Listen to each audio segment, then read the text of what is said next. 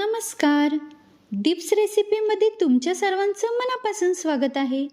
आज आपण बनवणार आहोत झणझणीत कोळंबी मसाला. हा कोळंबी मसाला अगदी कमी वेळात आणि झटपट होतो. चला तर मग आजच्या रेसिपीला सुरुवात करूया.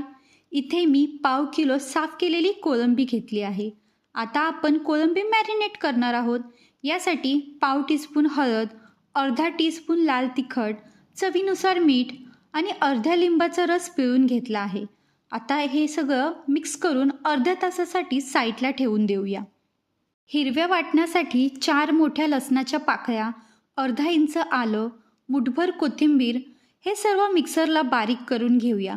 हे बारीक करताना जरासं पाणी घालून घ्यायचं, म्हणजे अगदी बारीक पेस्ट होते. कोळंबी मसाला करण्यासाठी पॅन गरम करून त्यामध्ये 4 टेबलस्पून तेल घातलं आहे. 2 मध्यम आकाराचे कांदे अगदी बारीक चिरून घेतले आहेत.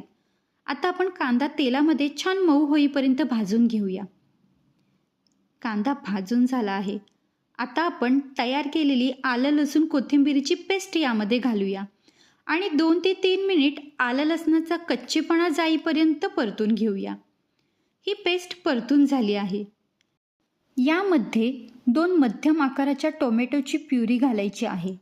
हे छान मिक्स झालं की यावर झाकण ठेवून 3 ते 4 मिनिट मध्यम फ्लेमवर शिजवून घ्यायचं आहे. आत्ता आपण पाहू शकता टोमॅटोची प्युरी छान शिजली आहे. हे मिक्स करून यामध्ये मसाले घालून घेऊया. 1.5 टीस्पून घरगुती मसाला, 1 टीस्पून लाल तिखट, 1 टीस्पून धने पावडर आणि अर्धा टीस्पून जिरे पावडर. हे सगळे मसाले लो फ्लेमवर मिक्स करून घेऊया. सगळे मसाले 1 मिनिट परतून घेऊन यामध्ये मॅरिनेट केलेली कोळंबी घालायची आहे.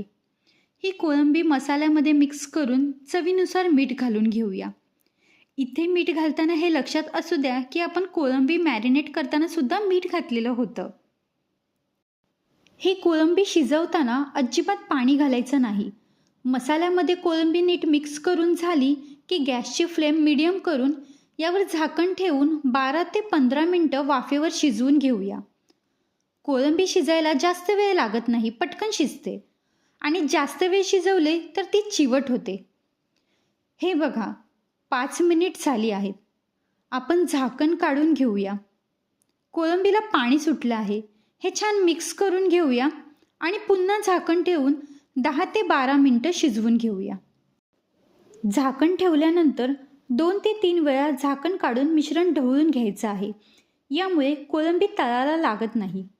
12 मिनिट झाली आहेत. कोळंबी शिजली आहे. यामध्ये बारीक चिरून घेतलेली कोथिंबीर घालून घेऊया. आता आपला झणझणीत कोळंबी मसाला रेडी आहे. हा कोळंबी मसाला तांदळाच्या भाकरीसोबत खायला अप्रतिम लागतो. अशाच पद्धतीने तुम्हीही कोळंबी मसाला जरूर बनवून पहा आणि आवडल्यास लाईक शेअर करायला विसरू नका. आणि अशाच नवनवीन रेसिपींसाठी डिप्स रेसिपीला सबस्क्राईब करा.